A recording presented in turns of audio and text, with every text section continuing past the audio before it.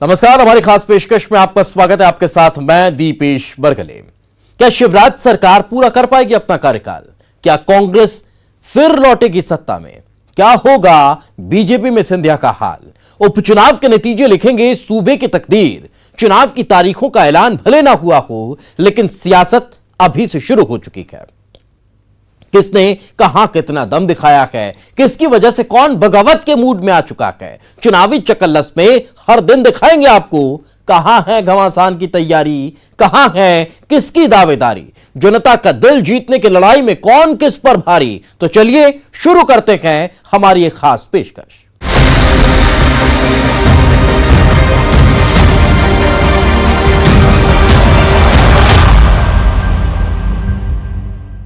ग्वालियर में इन दिनों कांग्रेस एक नारा बुलंद किए हुए है, मंत्री जी कब लोगे सुध। ग्वालियर में बत्ती गुल। असल में ग्वालियर विधानसभा सीट पर इन दिनों बिजली की अघोषित कटौती चुनावी रंग लिए हुए है। इत्तेफाक से यही ऊर्जा मंत्री प्रद्युम्न सिंह तोमर का इलाका भी है। कांग्रेस पूछ रही है कि ऊर्जा मंत्री के इलाके में अगर अंधेरा हो जाएगा तो पूरा प्रदेश कैसे रोशनी पाएगा।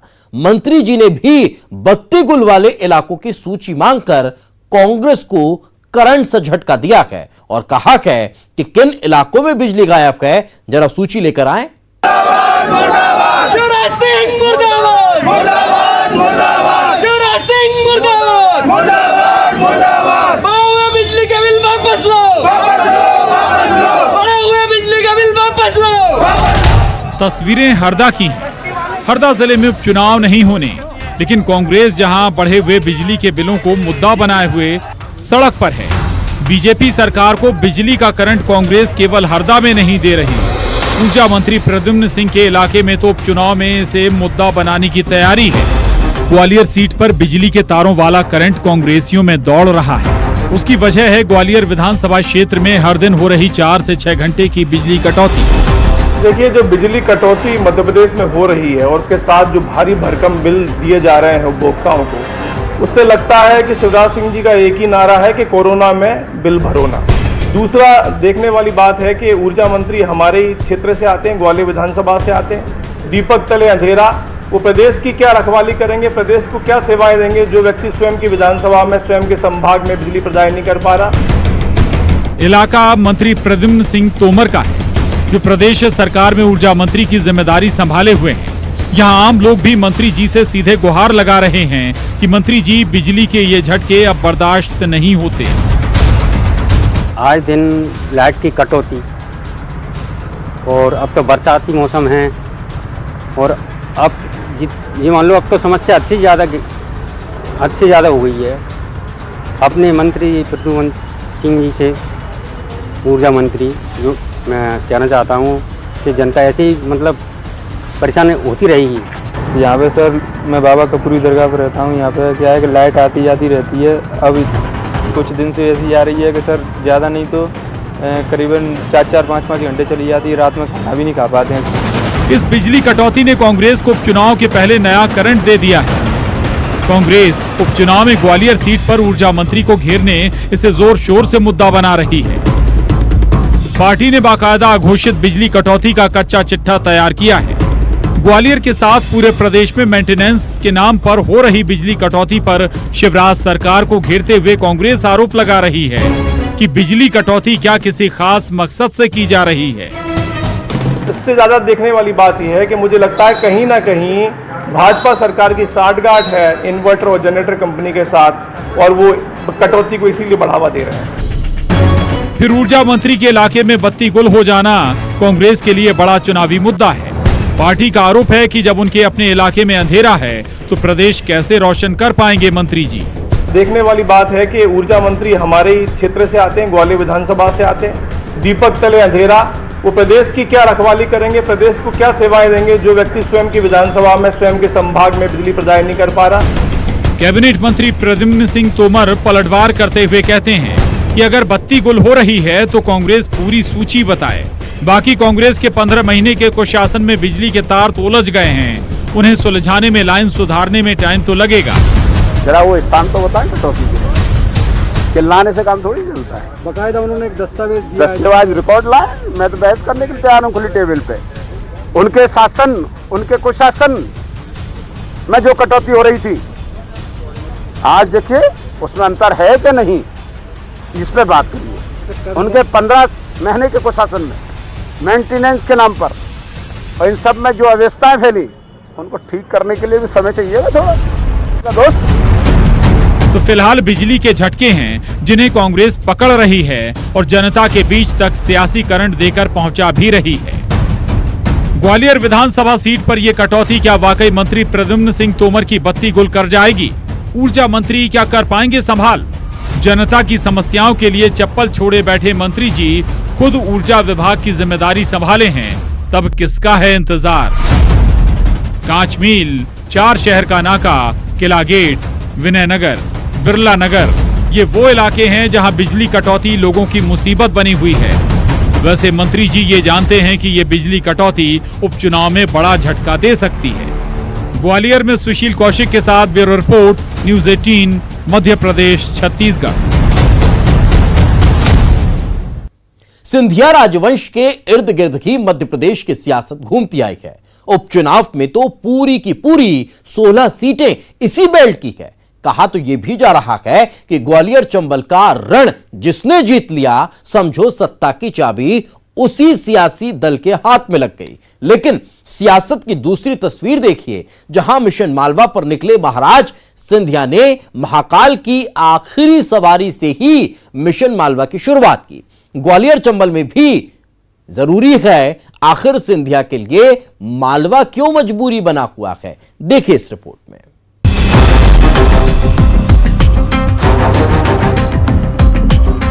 तो जिस तरह एक तरफ के दौरे में 4 काम निपटाए जाते हैं, बिल्कुल उसी अंदाज में मालवा के दौरे पर आए सिंधिया। दौरा धार्मिक लेकिन सियासत पूरी। बीजेपी के रूठे छूटे तमाम नेताओं से एक मुश्त मुलाकात एयरपोर्ट पर ही की और एमपी की जमीन पर पैर रखते ही कांग्रेस के नए पुराने आरोपों का हिसाब बराबर कर लिया।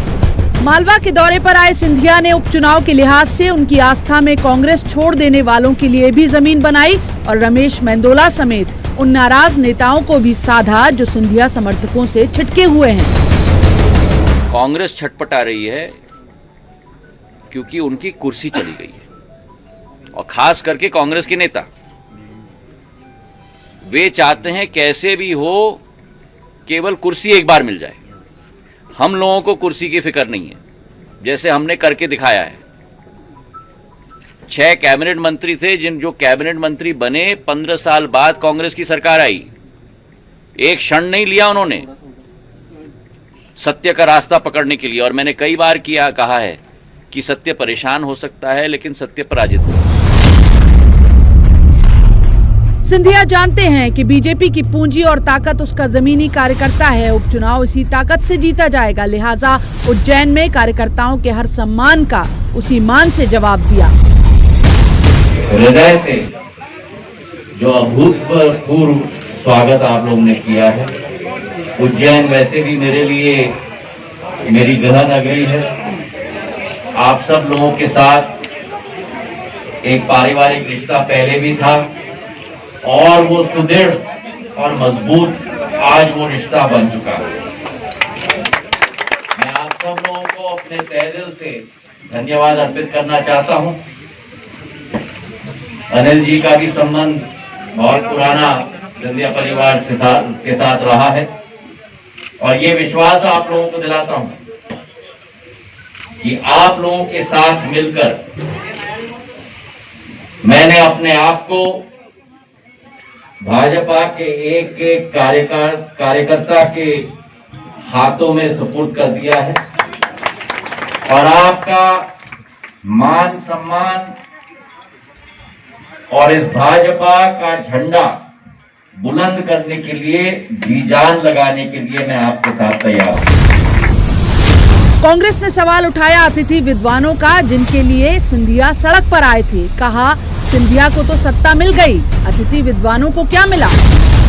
चाहे किसानों की ऋण माफी की योजना रही हो, चाहे कन्यादान की योजना रही हो, और जिस तरीके से आम भ्रष्टाचार चल रहा था, जिसके विरुद्ध हमने बार बार अपनी आवाज उठाई, लेकिन सुनी नहीं गई।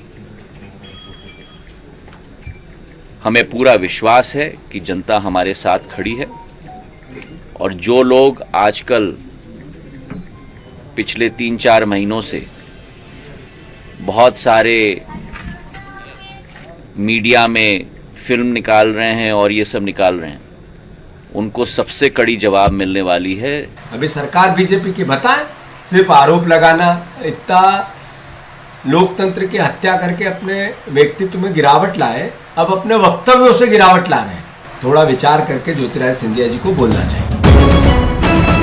मालवा में उपचुनाव वाली 5 सीटें हैं, जिसमें सुवासरा और आगर को छोड़ दें तो हाटपिपलिया, सांवेर और बदनावर में समर्थकों के साथ सिंधिया की साख दांव पर है। बात केवल 22 समर्थकों को फिर चुनाव मैदान से जिताकर लाने की नहीं है, सवाल सिंधिया की अपनी सियासत के सबसे बड़े फैसले की भी है।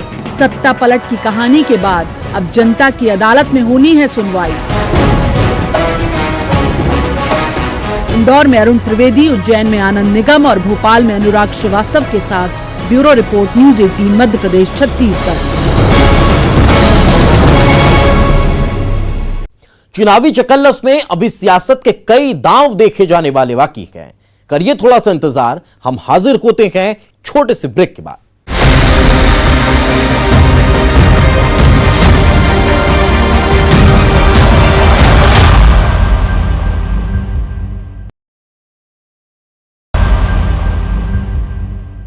बीजेपी के लिए मिशन मालवा कितना जरूरी है, यह तो इस बात से ही समझ जा सकता है कि खुद सिंधिया ने ग्वालियर चंबल के दौरे से पहले मिशन मालवा से उपचुनाव का आगाज किया है। लेकिन बीजेपी के कद्दावर नेता और बीजेपी से बदनावर के पूर्व विधायक भंवर सिंह शेखावत के बदलते तेवर ने एक बार फिर से बीजेपी की क्या टेंशन बढ़ा दी है। जो कभी कैलाश विजयवर्गीय के खिलाफ मोर्चा खोलते हैं और अब तो कांग्रेसियों ने उनकी बढ़ती नजदीकियां लगता है संगठन के गले की फांस बन गई है। आप भी देखिए मालवा की महाभारत में भंवर के बदलते तेवर।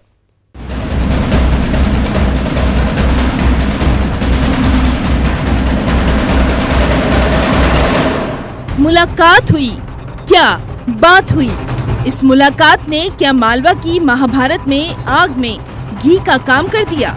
बदनावर से पूर्व विधायक भंवर सिंह शेखावत के तेवर किसी से छुपे नहीं हैं, जिनके बगावती सुर पहले से ही बीजेपी की टेंशन बढ़ा चुके हैं, जो कांग्रेस की मुखालफत नहीं कर रहे, बल्कि बीजेपी के राष्ट्रीय अध्यक्ष कैलाश विजयवर्गीय के खिलाफ मोर्चा खोले हुए हैं। पार्टी को बहुत बताया, पार्टी को पता है, पार्टी के सामने चर्चा हुई है। ये चर्चा मैं पार्टी में बता चुका हूँ, संगठन को बता चुका हूँ। अब ये पता नहीं कैलाश विजयवर्गीय जी के इस कृत्यों के ऊपर पार्टी क्यों चुप है, मुझे आश्चर्य है। बदनावर के पूर्व विधायक भंवर सिंह शेखावत के तेवर से मालवा की राजनीति में उबाल आया हुआ है। बीजेपी के दिग्गज नेता भंवर सिंह शेखावत की कांग्रेस नेताओं से मुलाकात ने क्या बीजेपी की टेंशन फिर बढ़ा दी है। क्या ताई भाई के खिलाफ मुहिम चला रहे शेखावत संगठन के लिए गले की फांस बनते जा रहे हैं, जो पहले भी अपनी नाराजगी पार्टी को जाहिर कर चुके हैं। अब चूंकि राजनीतिक रूप से सताए हुए हैं भाजपा के, तो वो लगातार कांग्रेस के संपर्क में, किसी भी संभावना से इंकार नहीं किया जा सकता। भंवर सिंह जी शेखावत कांग्रेस में आते हैं, उनका स्वागत। तो सवाल है कि आखिर जन्मदिन की ये सियासत क्या है, जहां बीजेपी के खाटी नेता और बदनावर से पूर्व विधायक भंवर सिंह शेखावत तो मुस्कुरा रहे हैं, लेकिन कांग्रेसी नेताओं से इस मेल मिलाप से क्या बीजेपी नेताओं का चेहरा मुरझा गया। तो पहले जन्मदिन किसका है ये जान लीजिए। कांग्रेस के खाटी नेता राजेश उस्ताद का। अब इसे नाम का इत्तेफाक कहे या फिर कुछ और, क्योंकि राजेश नाम ने ही भंवर सिंह शेखावत का पारा चढ़ा दिया था। और इधर बीजेपी का सिरदर्द भी क्या यही नाम बन गया है। उस युग के नेता है कि जब भारतीय जनता पार्टी का काम करने वाले लोग बहुत कम हुआ करते थे, और रमेश यादव उस्ताद कांग्रेस पार्टी के बहुत वरिष्ठतम नेता हैं। तो दलीय सद्भावना सब में होती है, मित्रता सब में होती है। दो विभिन्न विचारधाराओं में काम करने वाले राजनीतिक दल के लोग जब आपस में मिलते हैं, उनमें मैत्री भाव होता है। पार्टी आलाकमान के पास कैलाश विजयवर्गीय की शिकायत का चिट्ठा लेकर गए थे भंवर सिंह। इस गुस्से के सेंटर पॉइंट में कोई था तो वो है राजेश अग्रवाल। जिस बागी राजेश अग्रवाल का कैलाश विजयवर्गीय ने दिल खोलकर स्वागत किया था और ये स्वागत सत्कार भगत सिंह शेखावत को चुभ गया था। दरअसल बदनावर सीट से 2018 के विधानसभा चुनाव में भगत सिंह शेखावत हारे थे, जिनकी हार के पीछे बड़ी वजह थी राजेश अग्रवाल, जिन्होंने बीजेपी से बगावत कर निर्दलीय चुनाव लड़ा था, जिसमें बीजेपी के वोट कटे थे।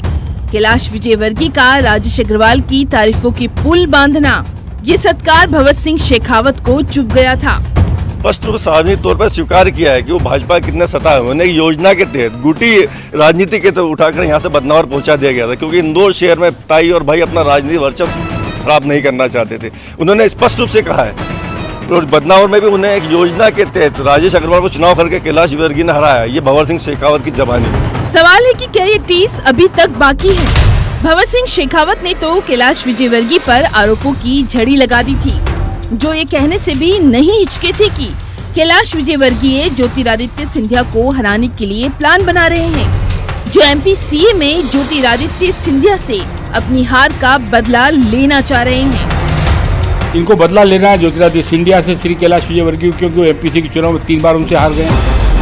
अब ज्योतिरादित्य सिंधिया के कैंडिडेटों को हरा करके ये और ज्योतिरादित्य सिंधिया से बदला लेना चाहते हैं और पार्टी का नुकसान हो, इसकी चिंता तो कैलाश विजयवर्गीय ने कभी की नहीं। वो भारतीय जनता पार्टी से नाराज नहीं चल रहे। भारतीय जनता पार्टी में प्रत्येक कार्यकर्ता को ये अधिकार होता है कि वो अपना विषय भारतीय जनता पार्टी के प्लेटफॉर्म पे रखे। भंवर सिंह जी ने भी अपने मन की जो बात थी वो भारतीय जनता पार्टी के संगठन के समक्ष रखी है। इसमें नाराजगी के रूप में भारतीय जनता पार्टी इसको नहीं देखती है। आखिर इस बगावत के क्या मायने हैं और अब कांग्रेसियों से बढ़ रही भगत सिंह शेखावत की नजदीकियों का असर बीजेपी पर क्या होगा?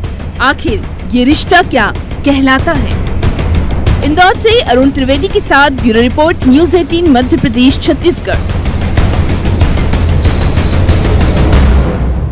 नेपानगर का कागज कारखाना फिर सुर्खियों में है। सुर्खियों की वजह उपचुनाव कहें। इधर नेपानगर सीट से कांग्रेस विधायक सुमित्रा देवी ने दल बदल किया और नेपानगर कर्मचारियों को दिखाई दी उम्मीद कि चुनाव में इसे मुद्दा बनाया जाए तो मुमकिन है कि नेपानगर मिल के रफ्तार पकड़ने के साथ यहां सैकड़ों लोगों की जिंदगी में रोजगार लौट आए।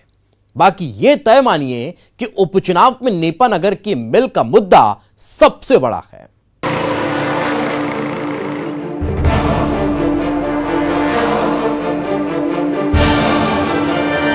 नेपानगर के उपचुनाव में एक मुद्दा जो कांग्रेस बीजेपी दोनों सियासी दलों के सामने सवाल बना हुआ है, वो मुद्दा है कागज कारखाना।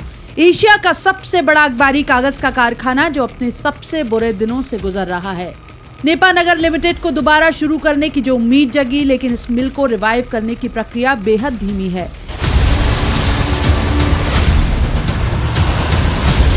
नेपानगर मिल को बचाने लंबा आंदोलन कर चुके कर्मचारियों की बदौलत ये मुमकिन हुआ कि सरकार ने 469 करोड़ का अतिरिक्त पैकेज नेपा लिमिटेड के लिए मंजूर किया।